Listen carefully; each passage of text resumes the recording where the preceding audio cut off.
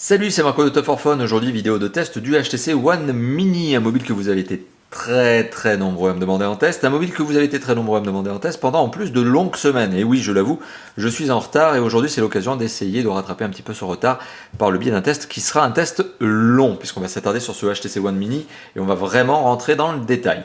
Alors le HTC One Mini, eh bien, il ne s'appelle pas comme ça pour rien, c'est tout simplement parce que oui, forcément, il est très proche de son grand frère, le HTC One tout court, et c'est une version mini, donc c'est une version qui a été un petit peu, on va dire, rétrécie. Alors le One tout court est doté d'un écran de 4,7 pouces, le One Mini est doté d'un écran de 4,3 pouces, c'est l'une des différences, une parmi d'autres, puisqu'il y a aussi d'autres différences, forcément il y a le prix, on va revenir sur cette notion-là, il y a des différences aussi sur les performances, puisque le One Mini est un petit peu plus, on va dire, léger sur les performances que le One tout court.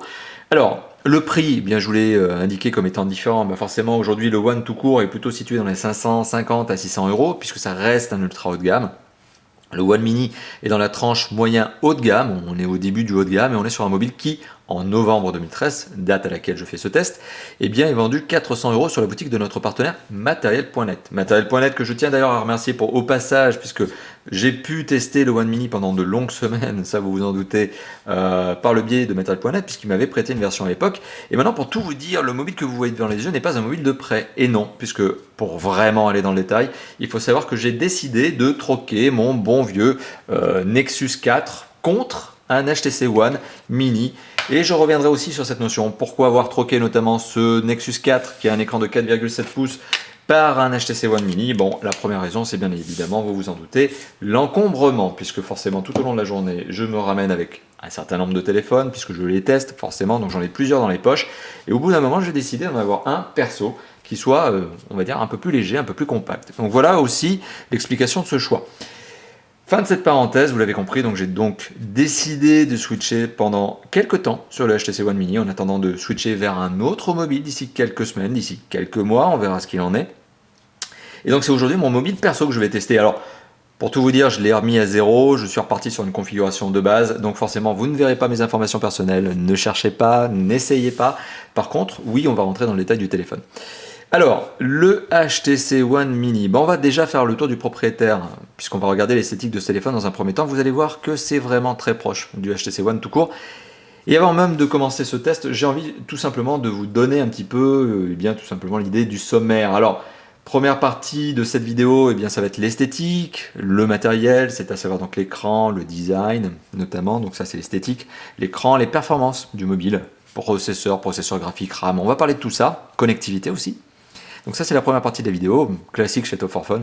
Et puis on aura une deuxième partie de la vidéo où on parlera du système d'exploitation et de la surcouche. Puisque oui, HTC met de la surcouche, et pas n'importe laquelle, puisqu'elle s'appelle HTC Sense, comme vous le savez peut-être. Voilà, donc ce sont les deux grandes parties que l'on retrouvera dans cette vidéo. Très classique chez Top 4 Fun, hein. Vous n'êtes pas étonné si vous avez l'habitude de voir nos vidéos, c'est toujours découpé de la même manière. Et forcément, on garde toujours le même rythme et le même système, le même sommaire. Alors on va commencer la première partie de cette vidéo par une analyse de l'esthétique, on va faire le tour du propriétaire. Alors ce qu'il faut savoir, c'est qu'ici on a une version qui est la version argent, gris-argent. Il faut savoir que ce mobile est aussi commercialisé en deux autres couleurs, le noir qui est le dark noir, je ne sais plus quoi, dark black, black dark, je ne sais plus comment il l'appelle en anglais.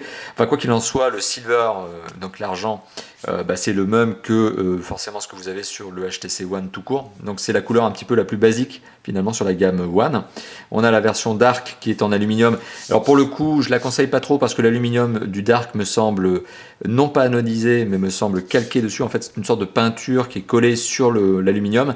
Et à mon sens, ça risque de se rayer très vite. En tout cas, la couleur noire part relativement vite à mon goût. Donc c'est pour ça que j'ai pris la Silver. Et la version bleue, puisqu'il existe aussi une version bleue, qui elle pour le coup me semble non pas peinte, mais anodisée. Donc qui a priori devrait résister un petit peu plus à la rayure. Mais là-dessus je m'engage pas, puisque je n'ai pas eu l'occasion de tester la version noire. J'ai pas eu l'occasion de la prendre vraiment en main, je l'ai juste eu quelques secondes et c'était pas suffisant pour me faire une vraie idée sur la qualité du matériau. Bon, quoi qu'il en soit, je vous ai dit qu'il y avait trois couleurs. Maintenant, on va faire le petit tour du propriétaire. On va regarder à quoi ressemble ce téléphone. Alors, sur la face avant, on a un écran de 4,3 pouces. C'est la grande différence, la principale différence, notamment esthétique immédiate, que l'on voit avec le HTC One tout court. Donc, si on met les deux côte à côte, forcément, on voit bien qu'il y en a un qui est plus petit que l'autre. Mais dans l'absolu, le design est tellement proche que finalement, pour un œil non averti, on pourrait presque croire que c'est le One tout court. C'est vraiment, on est quasi un frère jumeau. On est, voilà, il y a vraiment un lien de parenté énorme. Alors, Écran 4,3 pouces, en dessous on a le logo HTC, en dessous on a deux touches ici sensitives, une touche accueil et une touche retour.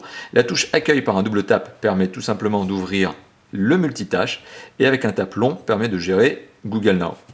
Voilà, donc c'est une petite originalité dans le sens où ici on n'a que deux touches sensitives, alors que sur les Android, normalement, on a 3 touches. Et je reviendrai sur cette notion-là parce qu'elle est très très liée finalement à la surcouche graphique. Pourquoi uniquement 2 touches? C'est tout simplement parce que HTC a fait un énorme travail sur la surcouche graphique, pour la rendre plus simple, pour rendre le système d'exploitation plus ergonomique, plus intuitif encore qu'il ne l'est à la base. On a une touche retour, bon, qui est une touche retour, pardon, qui est back, donc tout simplement back, il n'y a rien à dire dessus, c'est un grand classique.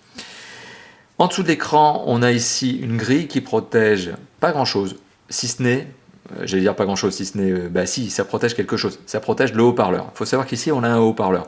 Alors vous allez me dire, mais c'est un peu bizarre, normalement ici c'est la position du micro. Oui, c'est un peu bizarre parce que le micro a été tout simplement décalé ici. Bon, ça encore dans l'absolu c'est pas bizarre, mais ce qui est bizarre c'est effectivement cette grille. Pourquoi le haut-parleur se trouve ici? Eh bien, vous allez le remarquer, il y a une deuxième grille ici, donc il y a un deuxième haut-parleur. Et oui, ce téléphone possède une particularité supplémentaire, comme le One Max d'ailleurs aussi, qui est l'ultra grand frère, hein, le très très très grand frère, avec son écran énorme, puisque c'est un phablette.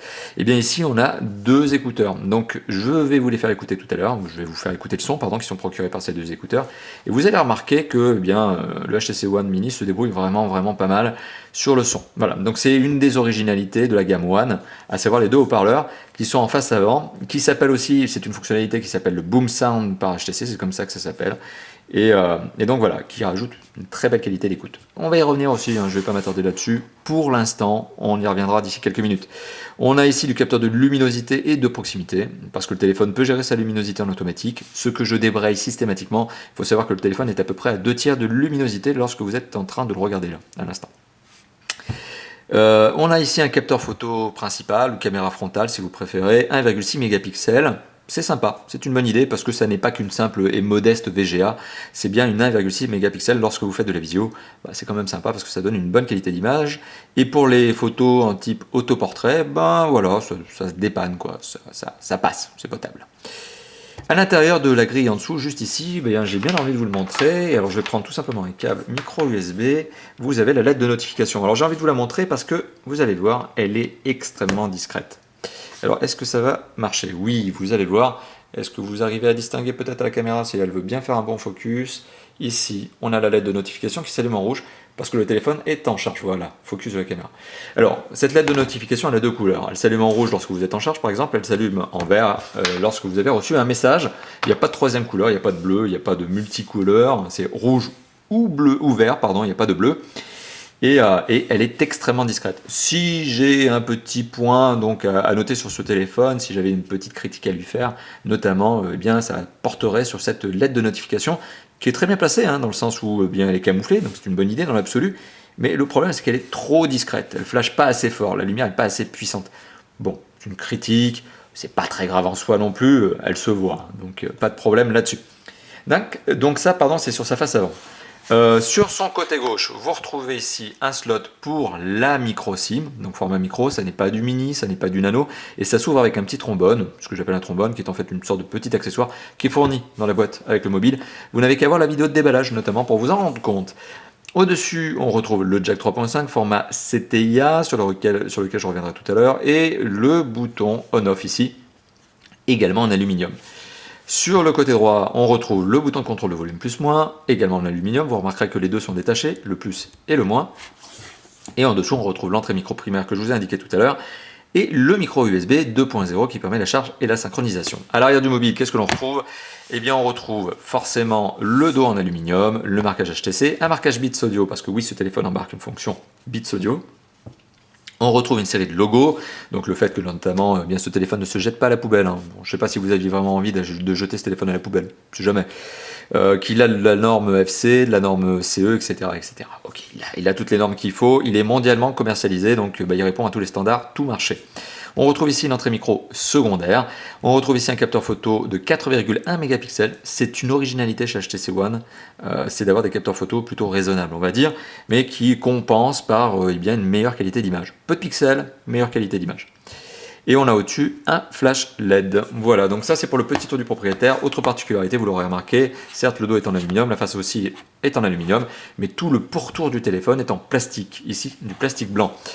Voilà, donc ça c'était pour vous donner quelques petites notions en termes de design. On est sur un téléphone qui, personnellement, en tout cas je le trouve, et forcément vous en doutez si je l'ai pris, c'est pas pour rien, on est sur un téléphone qui, je le trouve très très très beau. En tout cas en termes de design, je trouve que c'est très réussi. Donc HTC a su faire un design réussi pour sa gamme One. Alors, autre particularité de ce téléphone, je vous l'ai évoqué tout à l'heure, si je l'ai pris notamment à titre personnel, c'est parce qu'il est plus compact que notamment bien le Nexus. Alors, je ne le confronte pas à Nexus, ils ne sont pas dans la même catégorie. Je l'ai pris parce qu'il était plus compact et il tient beaucoup mieux en main. Et il tient forcément beaucoup mieux dans une poche. Il se glisse beaucoup plus facilement dans le sens où, eh bien, forcément, je l'ai évoqué plusieurs fois, il est plus compact. J'insisterai beaucoup sur cet argument. Parce que mini, ça n'est pas une appellation qui est très flatteuse en général. Mini, bon, ça veut dire que voilà, il est tout petit, c'est pas terrible, c'est pas forcément quelque chose de valorisant. Non, par contre, il est mini, mais dans le sens où il est compact, 4,3 pouces. En 2013, 4,3 pouces, on peut presque dire que c'est petit par rapport à l'abondance de phablettes qui sortent. Voilà. Donc un téléphone qui reste aussi léger, donc un téléphone qui pèse, alors je vais vous le reprendre exactement, j'ai peur de dire une bêtise, 122 grammes, voilà, j'allais dire une petite bêtise, j'allais dire 129. Il pèse 122 grammes, donc forcément c'est relativement léger, c'est dans la moyenne basse des mobiles de sa catégorie, un bon point. Et en termes de dimension, donc je vous disais qu'effectivement il est compact, il tient très bien en main, mais je vais être très factuel, donc c'est un téléphone qui fait 13,2 cm de long, qui fait 6,3 cm de large et qui fait 9 mm d'épaisseur. Donc un mobile qui est compact, léger. Voilà, allez, hop, fini pour le design. Je crois qu'on a fait un bon tour du design. Deux autres notions maintenant avant d'arriver sur l'écran, c'est notamment l'affection du mobile. Très très rigide, ce téléphone est très rigide. Là je suis en train de forcer sur le téléphone, et vous voyez je suis en plus en train de forcer sur mon téléphone. Les côtés du téléphone ne plient pas, le centre ne plie pas, c'est rigide. C'est rigide parce que c'est de l'aluminium, déjà c'est un bon premier point. Châssis, carrosserie en aluminium. Autre point, c'est la dalle qui équipe ce téléphone, la dalle tactile. Elle s'appuie sur une vitre forcément, et cette vitre elle est en Corning Gorilla, c'est une Corning Gorilla 3. C'est la dernière génération de Corning Gorilla, donc c'est la plus résistante, la plus solide, la plus résistante en termes de choc, bien que je vous conseille de jeter quoi que ce soit sur cet écran, ou même de jeter le téléphone à terre, ça ne serait pas une bonne idée, mais c'est aussi le téléphone qui est doté d'une dalle, donc qui est la plus résistante, alors pas sur tout le marché, hein. La Corning Gorilla 3 est une dalle qui est bien la plus résistante à la rayure. Voilà. Donc là aussi, encore un conseil, je vous conseille tout simplement de ne pas racler le téléphone par terre sur du bitume, ça ne servira à rien, ça va se rayer. C'est juste que effectivement la Corning Gorilla 3 elle est là pour repousser l'échéance à laquelle vous verrez des rayures apparaître, parce que nécessairement, je vous le dis, vous avez beau être le plus maniaque possible avec un téléphone, à un moment donné, vous allez le rayer, il va se rayer dans une poche avec une des clés ou quoi que ce soit, vous allez oublier, ça va se rayer. Le Corning Gorilla 3 il est là pour éviter justement que les rayures n'apparaissent trop tôt. Voilà, donc termes de construction, c'est un très très bon mobile. Voilà, on est vraiment dans les très bons standards par HTC.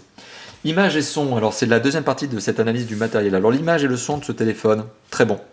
Très bon dans le sens où on est sur un écran de 4,3 pouces qui est doté d'une résolution HD Ready. Clairement, ça veut dire quoi? Ça veut dire 1280 pixels par 720 pixels. Et ça nous donne une densité de pixels tout à fait satisfaisante et intéressante de 342 ppp. Pixels par pouce, ou en anglais on appelle ça les pixels per inch, avec mon très très très bon accent anglais, donc les PPI, pixels per inch. En fait, de quoi mettre à l'amende un certain nombre de téléphones de la marque à la pomme, et de lui faire comprendre que le Retina, c'est une appellation faussement qualifiée pour certains mobiles, puisque là on a un vrai Retina, dans le sens où on a un écran qui dépasse les 300 ppp, donc on ne distingue pas les pixels à l'œil nu, on est sur quelque chose qui est vraiment, alors là je zoome, je vais zoomer à fond, on va voir si à un moment donné, voilà, le mode macro lâche, le mode macro de la caméra lâche, avant qu'on arrive à voir quoi que ce soit comme pixels sur cet écran. Donc on a une très belle qualité d'image, en tout cas c'est très net, voilà, donc ça c'est le premier point.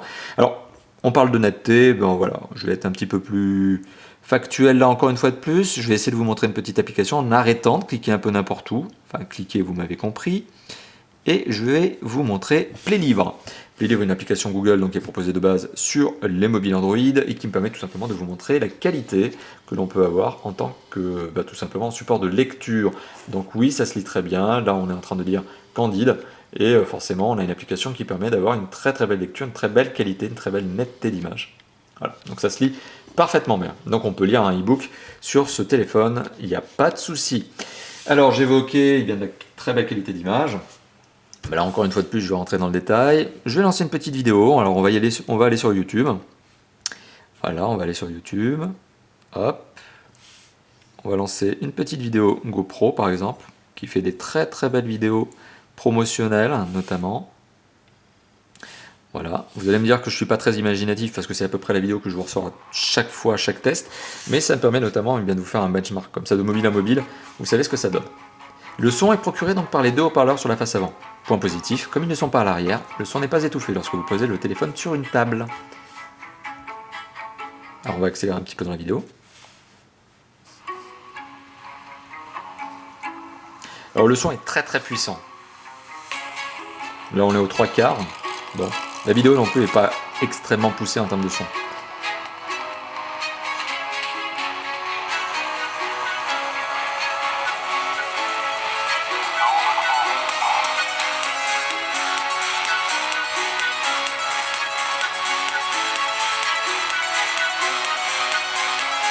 Voilà. Donc on va arrêter la vidéo là, mais c'était principalement pour vous montrer la qualité donc de l'image.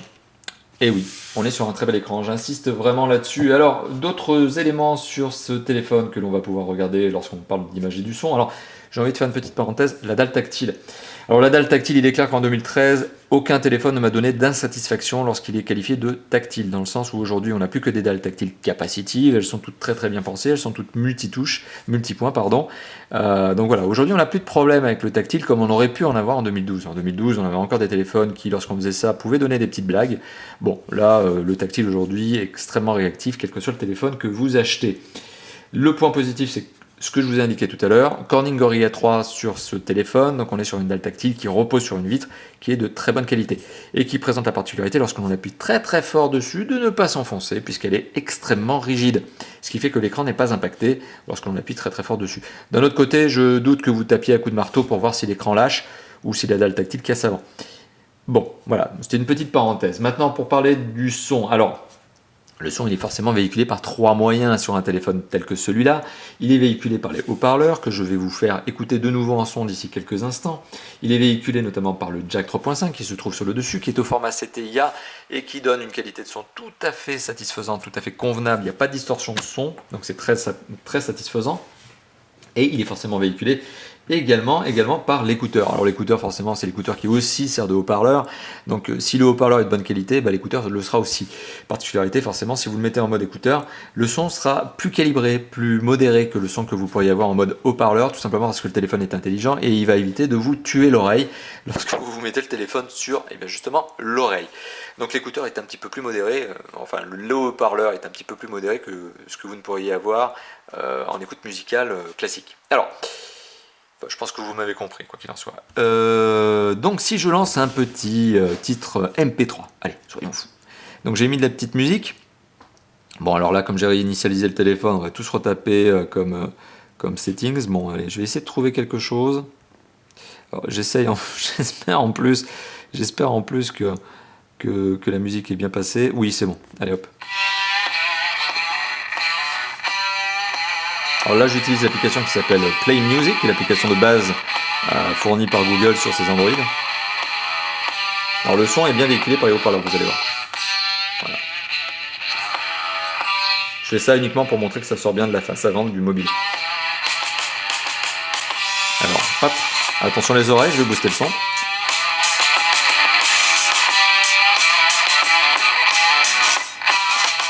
Donc là, j'ai boosté le son.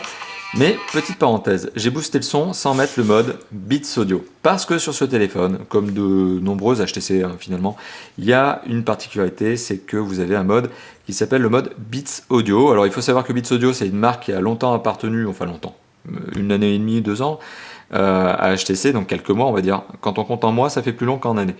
Qui a appartenu donc longtemps entre guillemets à HTC, qui a été revendu très récemment d'ailleurs. HTC avait 50 et quelques pourcents et qui ont été revendus.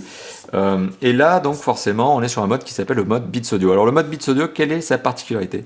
C'est tout simplement parce qu'il amplifie le son. En fait c'est une sorte d'équaliseur interne au téléphone, vous n'avez aucun réglage à faire, aucun settings, vous activez ou vous désactivez, vous l'avez vu, là je l'ai activé, et on va pouvoir tout simplement retourner dans l'application, voilà, Play Music, et on va pouvoir réécouter le son, mais cette fois-ci avec quelque chose d'un peu plus boosté. Enfin, en théorie, parce que maintenant j'ai peur de vous dire une bêtise. Non, on voit bien que le logo Beats Audio s'est activé aussi. Voilà.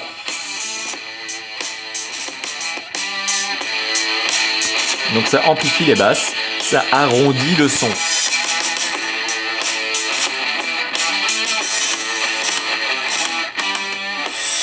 Alors particularité, vous l'aurez remarqué, le son... Oula, ça c'était pas bon ça. Là c'était un fail. Hein. Je sais pas si vous avez vu ce que je vous ai mis, mais c'était un petit fail comme musique. Je pense qu'HTC va pas apprécier.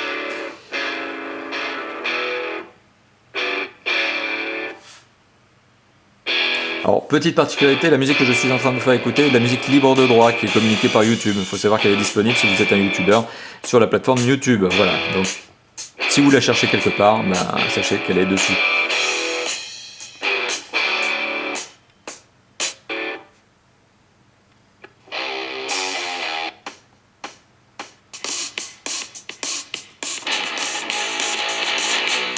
Donc voilà, ça me permet surtout de vous montrer un petit peu les basses. Alors la particularité aussi supplémentaire, c'est que vous l'avez vu, il y a des basses, mais ça grésille pas. Donc voilà, c'était une belle parenthèse sur la musique, hein. C'est parce que je voulais vraiment vous faire écouter la qualité du son procuré par les haut-parleurs et la fonction Beats Audio. Vous l'aurez remarqué, oui, on est sur un téléphone qui dispose de deux très bons haut-parleurs qui donnent un vrai bon son et qui surtout ne grésille pas dans les basses, surtout lorsque vous le poussez. Donc voilà, bon bilan très satisfaisant au niveau de la qualité d'image, bilan très satisfaisant au niveau de ce fameux son. C'est d'ailleurs probablement parmi les forces principales de ce téléphone. Alors, les performances du mobile. Performances du mobile, elles sont monitorées par plusieurs applications que j'ai installées sur ce téléphone. Étienne, par exemple, qui est l'autre testeur de Top 4 Phone, avec qui je m'entends très très bien, heureusement d'ailleurs.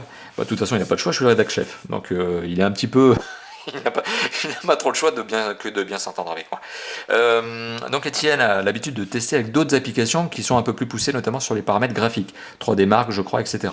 Pour ma part, je reste très très vieille école et je me limite notamment à Antutu, qui me permet de savoir que le score de ce téléphone est un très satisfaisant 15 276 points, donc on va arrondir à 15 300 points, ce qui me permet de dire que ce téléphone est quand même en deçà, malheureusement, de ce fameux HTC One qui est le grand frère, qui lui était plutôt aux alentours de 25 000 points. Alors on n'est pas sur quelque chose qui est radicalement différent, le HTC One Mini est 30% moins puissant que le fameux HTC One tout court, c'est pas catastrophique, dans le sens où à 15 000 points, ce mobile est capable de faire tourner toutes les applications, tous les jeux qui existent sur le Play Store et qui sont disponibles. Donc, en théorie, enfin c'est même plus qu'en théorie, puisque je l'ai fait en pratique, ce téléphone fait très bien tourner notamment des Dead Trigger 2 que je vais vous montrer d'ici quelques instants, qui est un jeu gourmand, mais aussi du Modern Combat 4, qui est un jeu pour le coup qui est très gourmand en ressources graphiques, notamment 3D. Donc voilà, 15 276 points, donc 15 300 points sur Antutu. Sur Quadrant, alors on va voir normalement, Quadrant va me demander de relancer le test en intégralité. Non, j'ai de la chance. 5 916 points.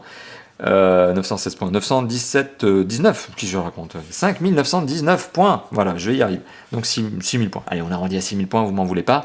6 000 points, ben là encore, une fois de plus, c'est la constatation, d'un score qui est largement suffisant pour vous permettre eh bien, d'avoir un téléphone qui est capable de faire tourner tout ce qui existe sur le Play Store. Alors, à côté de ça, il y a une autre application qui s'appelle Epic Citadel. Alors Epic Citadel, je l'utilise principalement pour vous montrer un petit peu les graphismes 3D que l'on peut avoir sur un mobile. Le son au passage.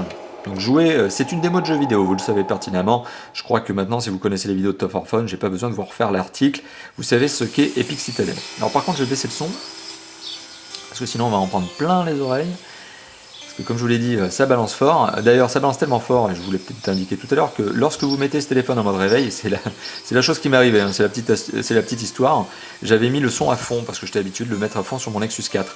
Et j'ai mis des alarmes, j'ai mis des réveils le matin, donc à une heure plutôt matinale. Et j'ai mis ça très très fort, donc forcément, et je peux vous dire que ça m'a bien réveillé. Là, on est sur un son qui déménage. Hein. Donc si vous mettez les modes alarme, l'alarme sur ce téléphone, pensez à ne pas mettre le son à fond, parce que ça va vraiment vous beugler dans les oreilles. Voilà, donc Epic Citadel, donc ça m'a permis juste de vous dire ça. On le voit, le score ici, il vacille entre 50 et quelques et 60. Donc tout ça pour vous dire que ce téléphone a un score en termes de FPS de 56,6. Voilà, donc un score très satisfaisant, 56,6. Qu'est-ce que je peux vous dire? On est à peine en dessous du score que l'on avait notamment sur, eh bien tout simplement sur, qu'est-ce que j'allais dire?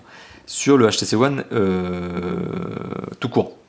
que le HTC One tout court a un score qui est de presque 60. Donc 56,6, on va dire qu'on a une image qui est quasi parfaite. C'est-à-dire qu'en termes de fluidité, de toute façon, un mobile, ça s'arrête à 60 aujourd'hui. On ne peut pas aller plus haut que ça. Et on est quasi au top.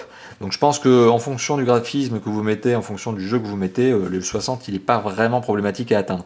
Alors, on va lancer Dead Trigger pour avoir une petite idée des performances. Vous allez voir qu'en termes de jeu 3D, là aussi, il n'y a pas vraiment de problème. On est sur quelque chose qui tombe très bien.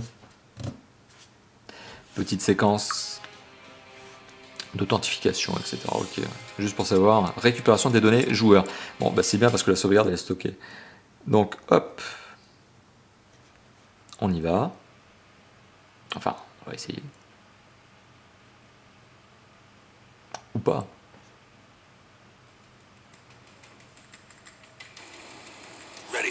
Ready. Ah bah oui, ready. Ready for action, ok. Donc voilà, on est sur Dead Trigger 2. Alors Dead Trigger 2 avec ce personnage qui est très intéressant.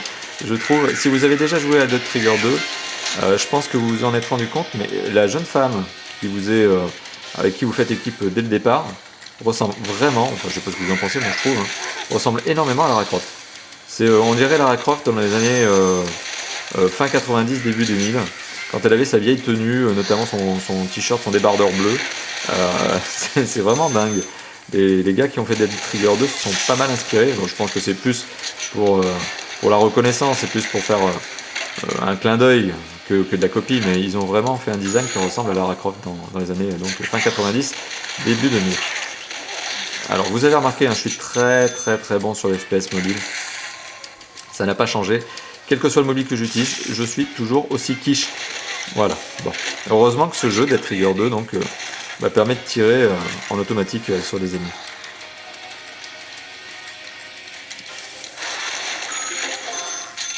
Voilà. On va arrêter là la démo, mais c'était juste pour vous montrer que Dead Trigger ne pose pas de problème sur ce téléphone. Même si, effectivement, la séquence de jeu que je vous ai montrée n'était pas la plus dynamique qui soit, il n'y avait pas trop d'ennemis non plus, mais ce téléphone fait tout tourner. J'ai testé du Modern Combat 4, comme je vous l'ai dit, et franchement, ça marche très bien. Voilà, donc ça c'était pour les performances. Connectivité maintenant, c'est la dernière partie de cette partie matérielle avant d'arriver sur le logiciel. Alors la connectivité, elle est complète. Elle est complète à un détail, et je dis bien un détail près. Alors, elle est complète dans le sens où on est sur un téléphone qui est donc un GSM, donc fonction téléphone SMS, quadriband. Donc vous pouvez l'amener avec vous partout dans le monde. C'est un téléphone qui va s'accrocher à tous les réseaux. Donc là-dessus, vous n'aurez pas de problème d'accroche. Donc c'est-à-dire que vous allez partir avec, c'est un téléphone, on va dire, international, même mondial. Autre chose, c'est un téléphone qui en termes de connexion Internet mobile est un téléphone qui pulse bien puisqu'il est 4G LTE. Donc il a la dernière norme 4G, donc il pulse vraiment très bien. Et ça tombe bien, il est aussi quadriband sur Internet mobile. Il est forcément 4G LTE, donc ne vous inquiétez pas, il est aussi 3G, 3G+, H+, il est même 2G. Donc il a toutes les normes qui sont des normes d'Internet mobile. Donc sur les aspects téléphone, SMS, MMS, web, toutes les connectivités sont là. Il est également Wi-Fi, ABGND, NLA, etc., hotspot. Il fait aussi partage de connexion. Vous pouvez très bien l'utiliser en mode modem, ce téléphone, via notamment le câble micro USB. Micro USB 2.0. Il est Bluetooth 4.0. Là, je vais illustrer un petit peu mon propos en vous montrant un petit peu les différentes normes de connectivité qui sont là. Donc, il est Bluetooth 4.0. À ceci, il faut savoir qu'il est AGPS. Donc, il est GPS avec la fonction A, ce qui veut dire qu'il utilise donc les antennes de votre opérateur et le Wi-Fi pour améliorer la précision de localisation. Et il est aussi GLONASS, c'est-à-dire qu'il utilise donc les deux réseaux mondiaux de satellites, le réseau GPS et le réseau GLONASS. Donc la localisation, elle est extrêmement rapide à faire, forcément, puisque vous avez la fonction AGPS, vous avez la fonction GLONASS, donc tout ça, ça va très vite. Le téléphone est même plutôt précis, donc on n'a pas de problème là-dessus, donc on est sur une localisation qui ne pose pas de problème. Un vrai GPS, voilà. Donc en termes de connectivité, là je viens de vous en donner plein. Donc on a un jack 3.5 CTIA, je le rappelle aussi, un emplacement de carte SIM qui est au format micro. Bon, ça c'est pour être vraiment très exhaustif et vous donner toutes les normes de connectivité dont ce mobile est doté. Autre notion sur la connectivité qui est très intéressante et très importante dans le sens où c'est une norme légale. Vous le savez, dans l'Union européenne, les téléphones ne doivent pas dépasser ce que l'on appelle un DAS de 2 watts par kilo. Alors le DAS, c'est ce qu'on appelle, donc c'est l'acronyme du débit d'absorption spécifique. Le débit d'absorption spécifique, qu'est-ce que ça veut dire? C'est tout simplement cette capacité, en tout cas qu'est-ce que ça valorise? C'est la capacité qu'un mobile a à émettre ou peut des ondes pendant ses fonctions basiques de téléphone, de Wi-Fi, etc. Plus le score est élevé, plus le téléphone vous en balance plein la tête lorsque vous l'utilisez, moins le score est élevé, mieux le téléphone est, on va dire, pour la santé publique. En tout cas, puisqu'on n'a pas suffisamment de recul, on estime que c'est un danger potentiel. Donc on parle bien de santé publique. Donc 2 watts par kilo, c'est la norme maximum à ne pas dépasser en Europe. Aujourd'hui, en 2013, on arrive facilement à trouver des mobiles qui sont en dessous des 1 watt par kilo. Heureusement, on est dans le bon sens quand même, hein, la technologie évolue et on fait des efforts. En tout cas, les constructeurs de mobiles en font. Et bien, ce téléphone est doté d'un intéressant et tout à fait satisfaisant 0,697 watts par kilo. C'est pas bluffant dans le sens où c'est plus que fréquent en 2013, mais il faut savoir qu'il y a encore des mauvais élèves qui des fois arrivent aux alentours de 1 watt, et il y a même des très très mauvais élèves qui les dépassent. Mais pour cela, c'est des mobiles qui sont généralement basiques, que je me fais un plaisir de démonter, notamment pendant les vidéos de test, parce que je vous le dis clairement, lorsqu'on dépasse 1 watt par kilo, c'est un téléphone qui ne mérite pas d'être acheté aujourd'hui, en 2013, sur le marché national. Donc voilà, on est sur un 0,697 watts par kilo pour en revenir au HTC One, c'est tout à fait satisfaisant. Alors je vous disais que ce téléphone a une connectivité qui est totale, parfaite, complète, autant d'adjectifs qualificatifs qui sont hyper valorisants pour ce téléphone, à un détail près. Et oui, il manque une connectivité sur ce téléphone, une seule, il manque le NFC. Et oui, ce téléphone n'est pas NFC. Contrairement par exemple au, alors là, hop, je le remonte, Nexus 4, qui lui est bien NFC. C'est la seule différence d'ailleurs significative en termes de normes de connectivité. Enfin non, je dis une bêtise, ouais j'en dis une belle. Ce téléphone est 4G, c'est aussi un des points qui m'ont fait basculer sur ce téléphone, alors que le Nexus 4 est encore 3G+, H+, pour être précis. Voilà, donc l'une des différences qui m'ont fait aussi basculer, ça n'est pas que la compacité et le design, c'est aussi effectivement le fait que ce téléphone est 4G et que je m'en sers comme mode modem. Voilà, enfin en tout cas qu'il a un usage modem, dont je me servirai d'ici quelques instants. Enfin quelques instants, pas aujourd'hui, mais personnellement. C'est aussi un petit peu pour ça que j'ai pris un mobile perso. Bon, fin de la parenthèse, vous voyez, je m'éternise un petit peu sur des éléments accessoires. Mais enfin, quoi qu'il en soit, j'en reviens donc à la connectivité. Le NFC est donc absent de ce téléphone. Maintenant, à vous de me dire si vous utilisez vraiment le NFC avec vos mobiles. Est-ce que c'est une norme qu'on utilise vraiment beaucoup, notamment en France ? Je ne suis pas vraiment certain. D'ailleurs, pour tout vous dire, avec le Nexus 4 que j'avais et que j'ai encore, vous l'avez vu, le NFC est donc présent sur le Nexus 4, je ne l'ai jamais vraiment utilisé. C'est-à-dire que oui, je l'ai utilisé notamment à l'occasion de certaines démos, tests, etc. Mais voilà, je ne suis jamais allé plus loin que ça. Donc, à usage particulier, le NFC, à mon avis, est quelque chose de, malheureusement, encore aujourd'hui, bien trop peu répandu. Donc, un usage NFC absent qui fait que finalement, sur ce téléphone, ça ne me manque pas vraiment. Voilà, donc il est temps maintenant de basculer sur la partie logicielle. Donc on a fait une demi-heure de partie matérielle, voilà, et donc on est vraiment bien rentré dans le détail. Et bien on va passer à la partie logicielle. Alors le système d'exploitation de ce téléphone, on s'en doute un petit peu, c'est Android 4. quelque chose. Alors c'est un Android 4. quoi ? Eh bien c'est un Android, hop, on va rentrer dans le détail. Pour peu que j'arrive à retrouver l'information, si je suis pas trop manche. Voilà, ça va aujourd'hui, je suis en bonne forme. Donc c'est un Android 4.2.2.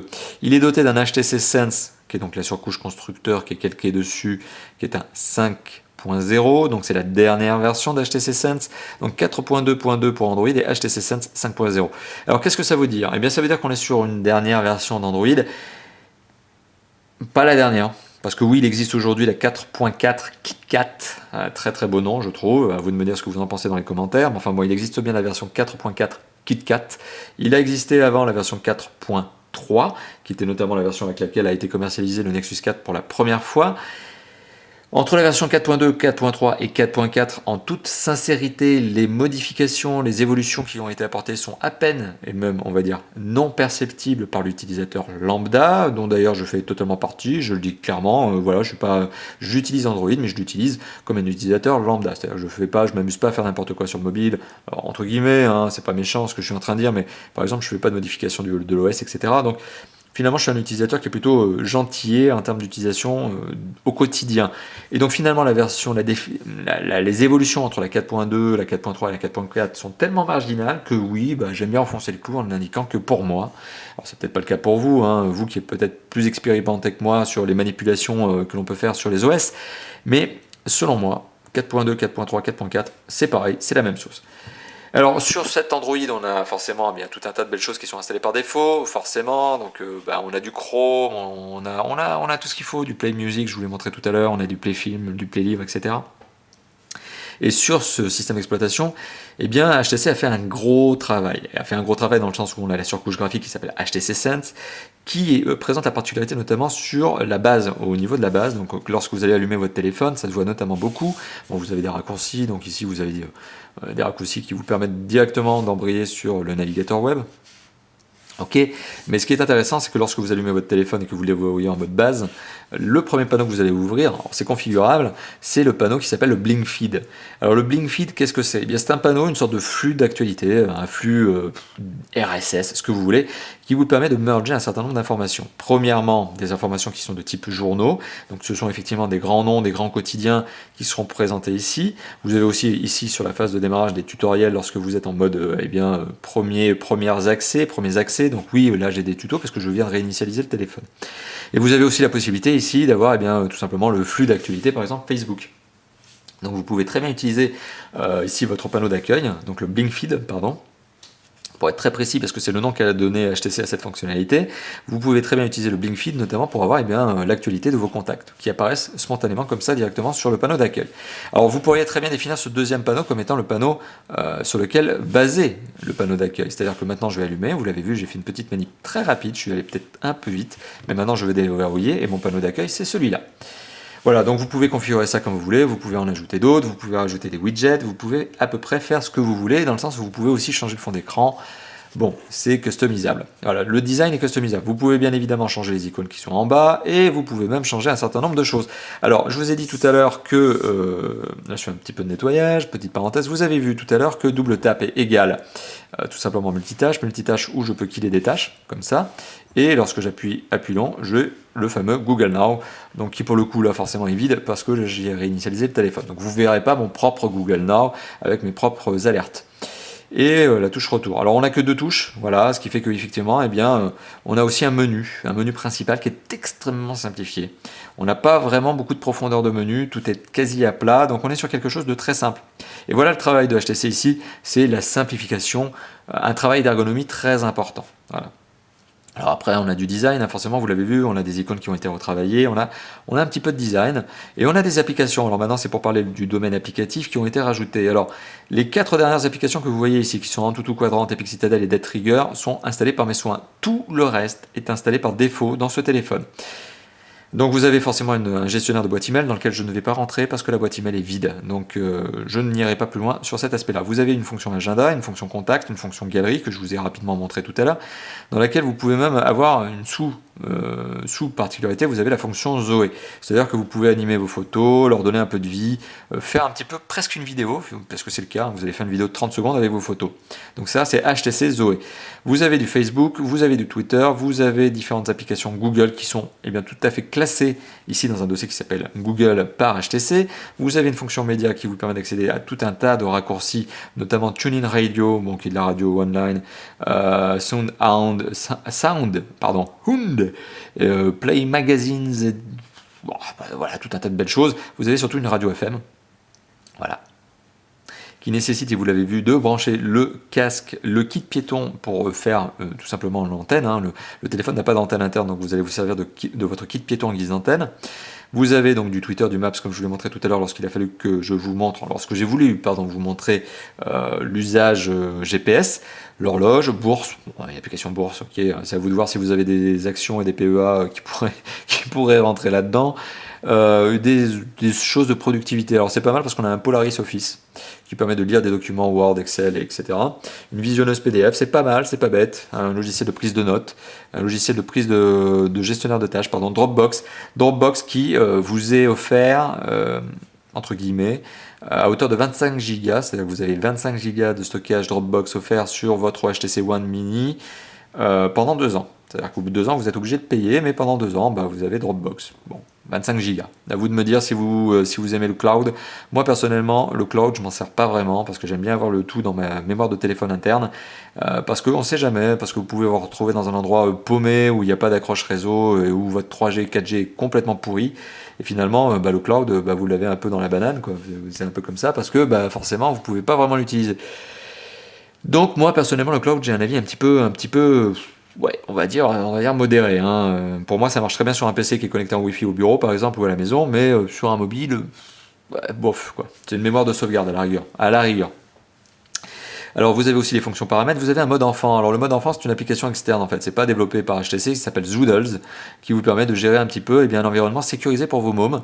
Bah, c'est pas bête parce que ça permet d'éviter d'avoir un téléphone qui, lorsqu'il est en mode enfant, forcément justement, évitera à votre enfant de se balader sur des vidéos YouTube, peut-être un peu hasardeuses. Alors je parle même pas de, vous voyez, du charme, hein. Je parle même juste de violence parce qu'on se rend compte que, ne serait-ce qu'après une vidéo tout à fait classique, même un test de Tough or Fun par exemple, YouTube peut à un moment donné péter les plombs et vous mettre une vidéo qui n'a rien à voir, une vidéo violente. Allez savoir pourquoi, parce qu'il y a une correspondance de mots-clés, etc. Donc voilà, donc pour ça, le mode enfant il est quand même pas mal. Et puis on a bon, une best deal qui est absolument inutile, service qui est en fait service opérateur, conseil et aide, etc. Bon, quoi qu'il en soit, heureusement, vous avez un accès au Play Store et le Play Store vous permet de customiser votre téléphone à loisir. Donc là-dessus, vous pouvez télécharger jeux, applications, musique et films et livres, mais vous vous en doutez, 50 astuces, sexe, elle et lui, c'est cool. Voilà les recommandations que me fait Play Store aujourd'hui. Ça me fait plaisir. Donc voilà, tout ça pour vous dire qu'effectivement on a tout un max d'applications, de jeux, de livres, etc. à télécharger, mais vous vous en doutez, le contenu de qualité est payant, ce qui ne veut pas dire l'inverse, hein, ce qui ne veut pas dire que le contenu de payant est de qualité, mais bon, sachez que si vous voulez un bon gros jeu comme Modern Combat 4, eh bien vous allez devoir payer. Par contre, à l'inverse, Dead Trigger 2 n'est pas payant, c'est un free-to-play, mais qui vous fait par exemple payer un certain nombre de bonus que vous voudriez avoir dans le jeu. À vous de choisir ce que vous voulez. Moi, je préfère acheter un jeu une fois pour toutes et ne pas avoir à casquer à l'intérieur que de ne pas acheter le jeu et de devoir casquer pour évoluer à l'intérieur. Ça a tendance un petit peu à m'énerver. N'hésitez pas d'ailleurs à commenter cette petite information parce que ça peut donner lieu à un bon débat dans les commentaires de cette vidéo ou même sur notre forum, tout simplement. Bon, allez, fin de cette parenthèse. Vous l'avez vu, la surcouche graphique HTC Sense, elle est très très bien fichue, elle est très bien pensée. Et on a un Android derrière 4.2.2 qui tourne à merveille. Donc là-dessus, pas de souci. Forcément, je ne vais pas m'étaler plus que ça, mais on est sur quelque chose qui tourne très très bien. Alors avant d'en arriver à la conclusion de cette vidéo, à quel type de public se destine ce téléphone? Est-ce que c'est plutôt un téléphone destiné aux professionnels, aux personnels, donc particuliers, vous et moi, ou plutôt aux professionnels? Eh bien, c'est un petit peu les deux, mon capitaine, tout simplement parce que c'est un téléphone qui est destiné et aux pros, parce que dans l'absolu, il est très très bien fait, il est très complet, vous avez du GPS, du browser web, 4G, vous avez du Wi-Fi, vous avez du mode modem sur ce téléphone, vous avez donc du partage de connexion, vous avez tout un tas de belles choses qui font que ce téléphone peut être destiné à un marché professionnel, mais c'est aussi un mobile qui peut très bien convenir, et heureusement d'ailleurs, parce que c'est probablement son marché phare, son marché essentiel, à des particuliers, vous, moi par exemple, dans l'utilisation de tous les jours. Donc on est sur un téléphone qui est même polyvalent, puisqu'il faut savoir que mon téléphone perso, donc qui est le HTC One Mini aujourd'hui, me sert aussi parfois, voilà, dans certains cas, à donner des coups de fil pro. Bon, c'est comme ça. Mais tout ça pour vous dire que oui, c'est un téléphone qui conviendra parfaitement à tous les usages. On est sur un téléphone qui est bien pensé. Voilà, donc c'était donc cette fameuse notion d'usage. HTC One Mini destiné à tous les publics. En tout cas, c'est mon avis. Peut-être pas les jeunes adolescents, peut-être pas les 12-13 ans, parce que c'est quand même un mobile qui vaut 400 euros. Donc je sais pas si les parents ont forcément envie de casquer autant pour ce mobile. Si vous avez 12-13 ans, justement, dites-nous si vous pensez que vos parents vont vous l'acheter, mais c'est un téléphone qui n'est pas donné. Et d'ailleurs, on y reviendra, mais c'est peut-être l'un de ses points faibles, si ce n'est son point faible. Alors, on va prendre une petite photo, juste tout ça pour vous montrer un petit peu à quoi ressemble le capteur photo de ce fameux téléphone. Quel est le mode photo du téléphone? Hop. Alors, mode photo du téléphone qui est on ne peut plus classique. On a forcément un mode autofocus, mais un mode autofocus que vous pouvez recalibrer. On est sur un mode macro qui est tout à fait satisfaisant. Là, vous voyez, je suis vraiment à quoi 5-7 cm du petit bug droïde noir que vous voyez. Et je peux prendre la photo tout à fait nette. A noter qu'une photo sera nécessairement, et vous vous en doutez, publiée sur l'article de test de ce fameux HTC One Mini, qui est donc publié sur le blog top-fort-phone.fr. Donc n'hésitez pas à regarder l'article test, vous aurez forcément un lien vers la photo que je viens de prendre, tout simplement, du fameux bug droïde noir que vous venez de voir. Alors il y a aussi un mode vidéo ici, qui est un mode vidéo 720p, voilà, qui permet de prendre des petites vidéos et de faire du zoom dans la vidéo. Voilà, un grand classique. Et de prendre des photos pendant que vous faites une vidéo. Hop. Voilà, et donc bah, vous avez d'autres fonctions, vous avez du zoom, etc. On va pas trop rentrer là-dedans, on a aussi du Zoé. Alors Zoé, c'est une fonction que je vous avais présentée lorsque j'avais fait le test du HTC One tout court, donc n'hésitez pas à vous rendre sur le test du HTC One tout court pour voir un petit peu ce qu'est Zoé. Et puis vous avez d'autres fonctions ici, qui sont des fonctions, bah voilà, retardateur, mode HDR, etc., etc., etc. Et on va pas s'attarder sur ces fonctions-là non plus. Donc c'est un capteur de 4.1 mégapixels. Donc il ne prend pas des photos qui sont très très grandes, donc vous n'allez pas pouvoir vous amuser à faire du découpage dans la photo elle-même, mais les photos qui sont prises avec le HTC One Mini eh bien, sont tout à fait satisfaisantes en termes de qualité. Moins de pixels, certes, mais des photos qui sont tout à fait satisfaisantes. Est-ce que finalement c'est pas le bon compromis? Moins de pixels mais meilleure qualité? C'est un peu à vous de me dire. Il y a des concurrents qui ont prévu des mobiles avec, qui ont déjà commercialisé, et je les ai déjà testés, des mobiles avec des très gros capteurs photo à 41 mégapixels. J'imagine très bien de quel constructeur, enfin vous imaginez très bien de quel constructeur je veux parler. Mais voilà, aujourd'hui on a un 4,1 mégapixels, non pas 41 mégapixels sur le HTC One Mini. Le 41 mégapixels c'est pour un concurrent ex-suédois qui va devenir américain dans pas longtemps. Et voilà, donc finalement, est-ce que c'est pas le bon mariage d'avoir peu de pixels mais une bonne qualité d'image? C'est un peu à vous de me dire. Alors, autre détail au niveau de l'usage, la batterie de ce téléphone, et donc l'autonomie de ce téléphone, elle est plutôt satisfaisante. On dépasse le 1 jour d'autonomie, parce qu'on a un téléphone qui est relativement peu gourmand, une batterie qui fait 1800 mAh. Alors, 1800 mAh, pour tout vous dire, j'aurais préféré quand même que la batterie en fasse 2000. Si le téléphone avait une batterie de 2000 mAh, forcément, il aurait été plus gros. Donc là aussi, on est un peu dans un choix industriel par HTC. Est-ce que je fais un choix plus gros? Est-ce que je fais un mobile plus gros avec une plus grosse batterie? Est-ce que je fais un mobile plus fin qui rentre plus dans les standards avec une batterie plus légère? Bon, là finalement on a une batterie de 1800 mAh mais qui tient très bien le coup et vous dépassez forcément la journée d'autonomie. D'ailleurs c'est une bonne surprise parce que je m'attendais à avoir une petite claque sur ce niveau-là, et à ce niveau-là pardon, et bah, on a une batterie qui tient une journée en autonomie avant de vous lâcher, tout simplement. On peut même presque calibrer sur une journée et demie. Voilà. Donc, eh bien, il est temps de passer à la conclusion de cette vidéo, à la conclusion de ce test qui dure maintenant depuis 46 minutes. Donc, on va probablement arriver dans la cinquantaine de minutes. Alors, qu'est-ce que je pense de ce téléphone? Alors, je vais faire un petit résumé, hein, point par point, de ce que l'on vient de s'évoquer, de ce que l'on vient de se dire, pardon.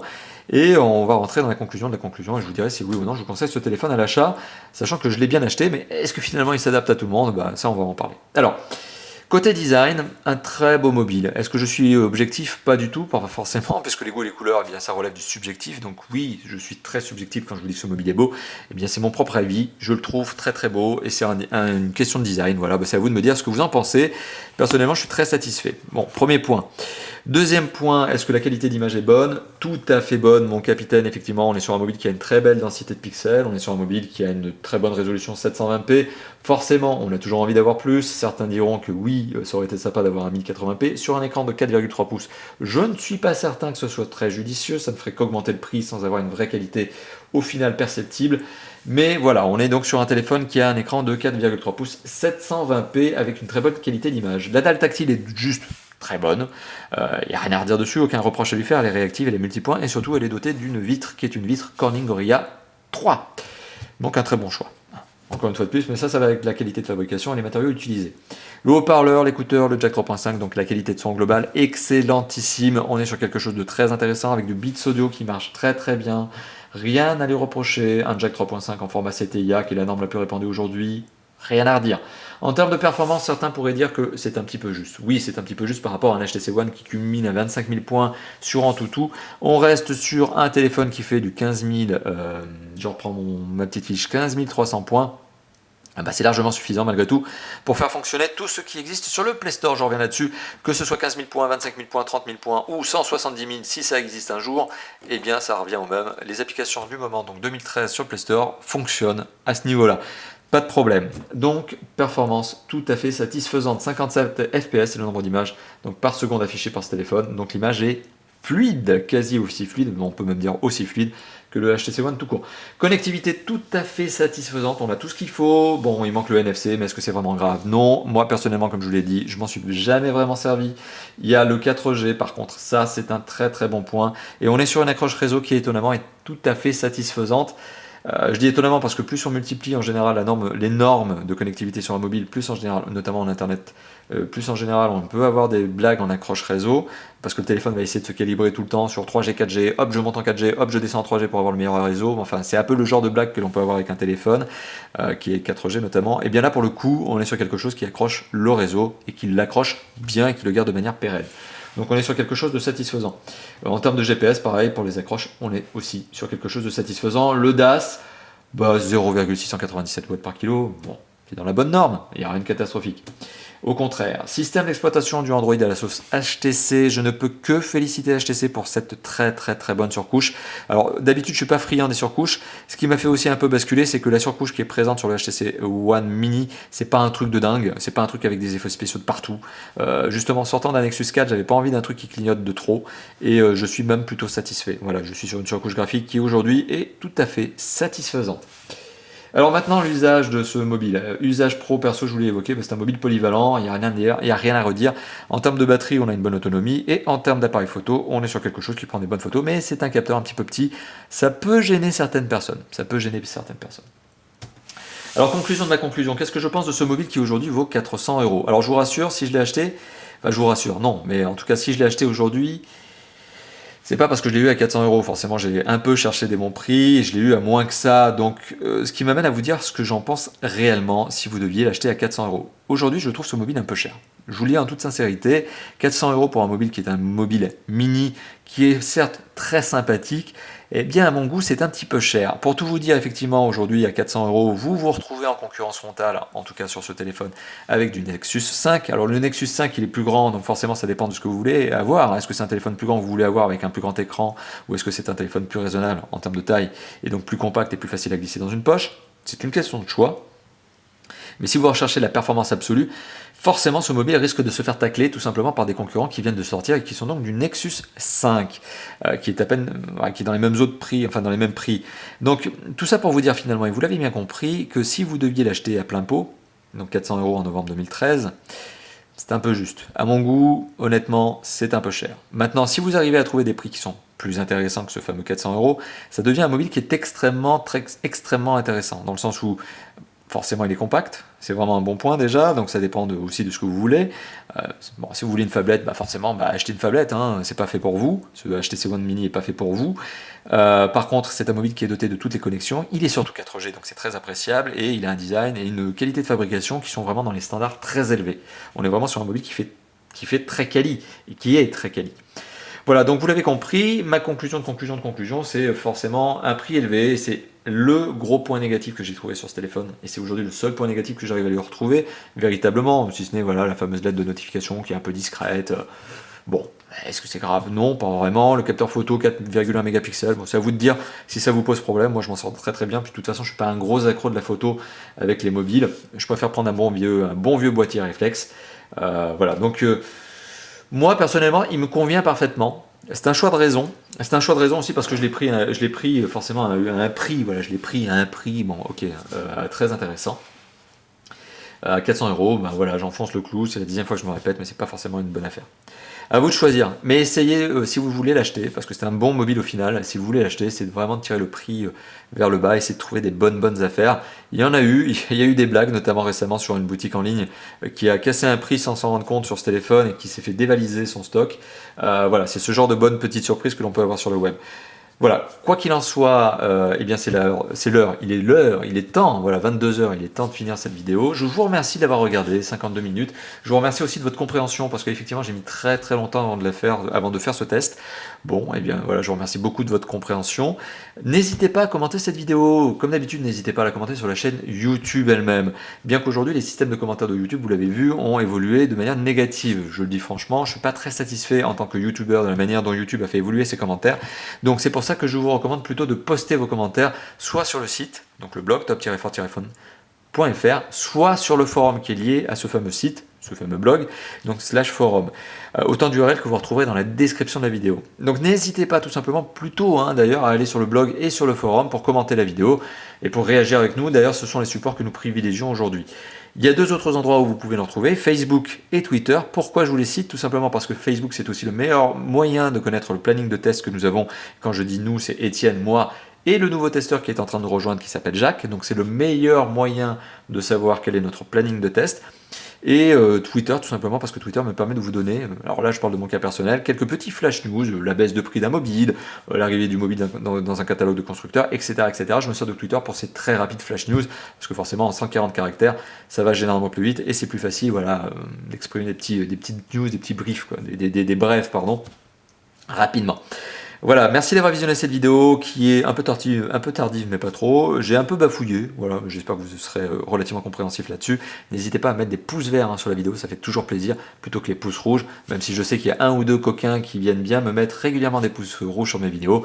D'ailleurs, au passage, si ils regardent celle-là, je les remercie, ça me fait toujours rigoler de voir leurs pouces rouges apparaître dans les premières minutes des vidéos. Il faut dire qu'ils sont vraiment assidus. Et bien n'hésitez pas justement à nous mettre des pouces verts, ça fait toujours plaisir, voilà pour revenir là-dessus. Allez, à bientôt, ciao ciao, fin de cette vidéo, allez, ciao.